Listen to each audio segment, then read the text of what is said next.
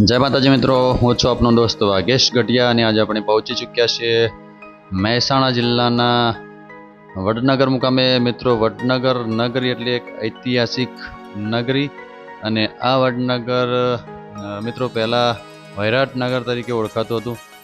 મિત્રો, વડનગર એટલે બહુ જ જાણીતું અને જૂનું શહેર અને આપણા જે પીએમ છે એ પીએમ પણ આ જ ધરતી ઉપર જન્મીને, આ જ ધરતી ઉપર રમીને, આ જ ધરતી ઉપર ભણી ગણીને મોટા થઈને આજે આપણા દેશના પીએમ બન્યા છે.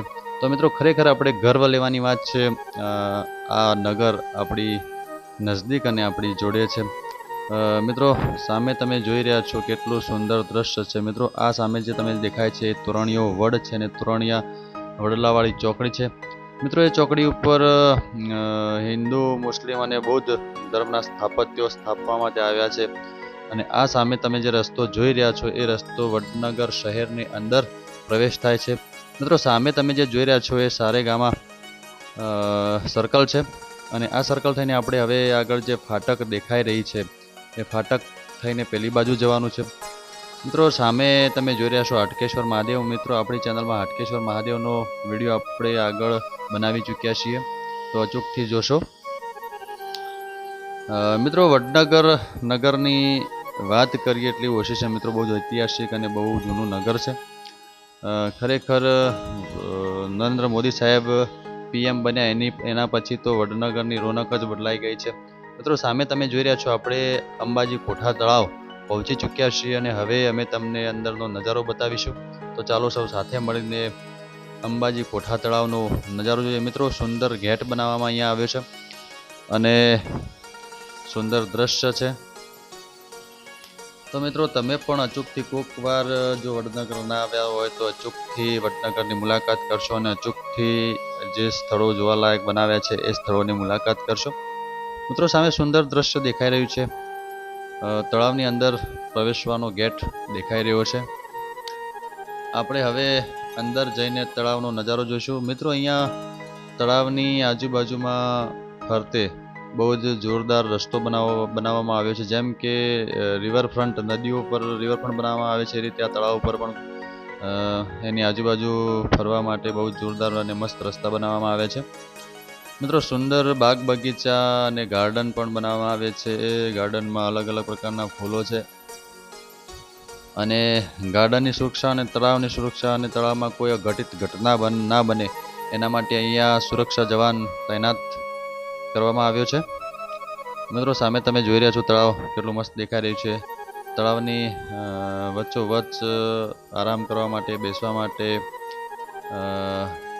સુંદર જગ્યા બનાવવામાં આવી છે. ખરેખર મિત્રો, વડનગરની રોનક જ કંઈક હવે તો અલગ છે. મિત્રો, સામે તમે જોઈ રહ્યા છો કેટલા સુંદર રસ્તા બનાવવામાં આવે છે, કેટલું મસ્ત ગાર્ડન છે. ગાર્ડન લીલોતરી બહુ જ મનમોહક છે. મિત્રો, તો તમે પણ કોઈક વાર અચૂકથી આ જગ્યા જોવા અને જગ્યાનો નજારો જોવા માટે અવશ્ય પધારશો. મિત્રો, વડનગરની વાત કરીએ તો વડનગરમાં આપણા પીએમ સાહેબ જ નહીં પણ ખૂબ મોટી મોટી ઘણી બધી હસ્તીઓ અહીંયા જન્મ પહેલાં લઈ ચૂકી છે અને ખૂબ જ મોટું નામ કરી ચૂકી છે. મિત્રો, વડનગરમાંથી આપણા સંગીતના બે રત્નો એટલે કે તાના અને રીરી એ પણ અહીંયા જન્મી હતી અને એમનું પણ જન્મસ્થળ આ વડનગર જ છે. એમનું પણ બહુ જ મોટું નામ હતું પહેલાં અને એમની પણ બહુ જ મોટી ગાથા છે. તો મિત્રો, તાના રીરીનો જે વિડીયો આવશે, વિડીયોમાં અમે તમને એમની ગાથા વિશે થોડીક માહિતી આપીશું. પણ હાલ તમે જોઈ રહ્યા છો એ અંબાજી કોઠા તળાવનું દ્રશ્ય છે. બહુ જ સુંદર દ્રશ્ય છે. મિત્રો, અંબાજી કોઠા તળાવની બાજુમાં જ આપણી જે મોટી વડનગરની સિવિલ હોસ્પિટલ બની છે એ એકદમ નજીક છે. સામે તમે જોઈ રહ્યા છો. મિત્રો, ખરેખર સુંદર દ્રશ્ય છે.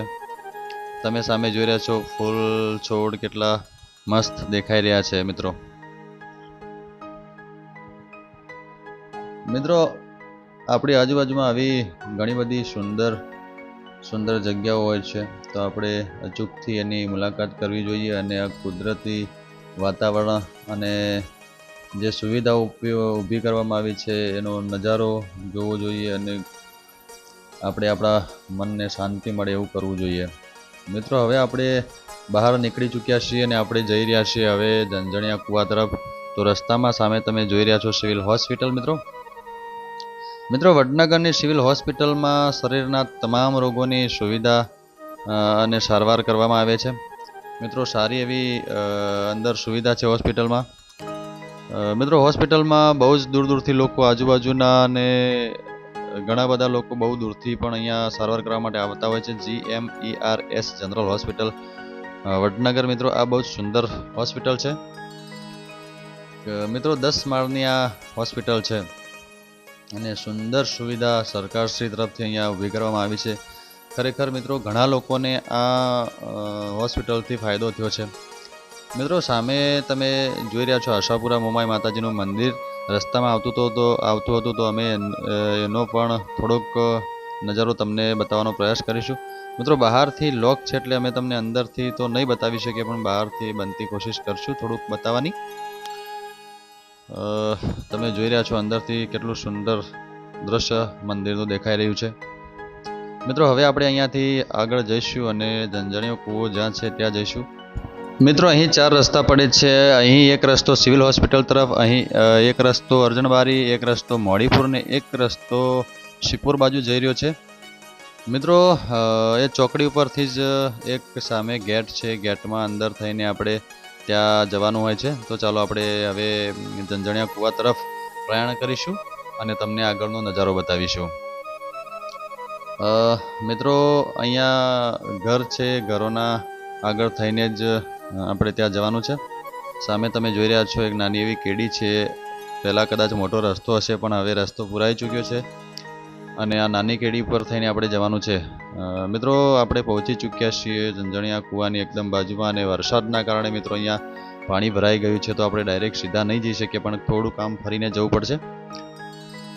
મિત્રો અહીંયા બહુ જ ઐતિહાસિક અને બહુ જ જૂની આ જગ્યા છે પણ મિત્રો સરકારશ્રીની કદાચ નજરમાં નહીં હોય અને તંત્રની કદાચ નજરમાં નહીં હોય એટલે અહીંનું સમારકામ નથી થઈ શક્યું. પણ તંત્રને અમારી નમ્ર વિનંતી છે કે આ જગ્યા પણ સુંદર અને જોવાલાયક સ્થળ બને એવી છે તો એનું પણ સમારકામ કરવામાં આવે અને એ જગ્યાનું પુનરુત્થાન કરવામાં આવે અને અહીંયા પણ મસ્ત સુંદર પર્યટક સ્થળ બને એવી અમારી નમ્ર વિનંતી. મિત્રો આપણે બિલકુલ કૂવાની નજીક પહોંચી ચૂક્યા છીએ. તમે સામે જોઈ રહ્યા છો ગણપતિ દાદાની સ્થાપના કરવામાં આવી છે અને આ જોઈને જ એવું લાગે છે કે ઘણી જૂની અને વર્ષો પુરાણી આ જગ્યા હશે. મિત્રો આ પથ્થર જોઈને જ લાગે કે બહુ જ વર્ષો પુરાણા હશે. બહુ જ ખંડેર હાલતમાં આ જગ્યા થઈ ચૂકી છે પણ જો આનું પુનરુત્થાન કરવામાં આવે તો મિત્રો બહુ સરસ અને સુંદર જોવાલાયક સ્થળ બને એવું લાગી રહ્યું છે. સામે તમે જોઈ રહ્યા છો કૂવાની આજુબાજુ સુંદર જગ્યા છે. મિત્રો આ કૂવાથી પહેલાંના સમયમાં ઘણા બધા લોકોને ફાયદો થતો હશે અને મિત્રો આ કૂવો એટલો બધો ઊંડો છે કે અંદર તમે જુઓ તો એનું તળિયું જ બિલકુલ દેખાતું નથી.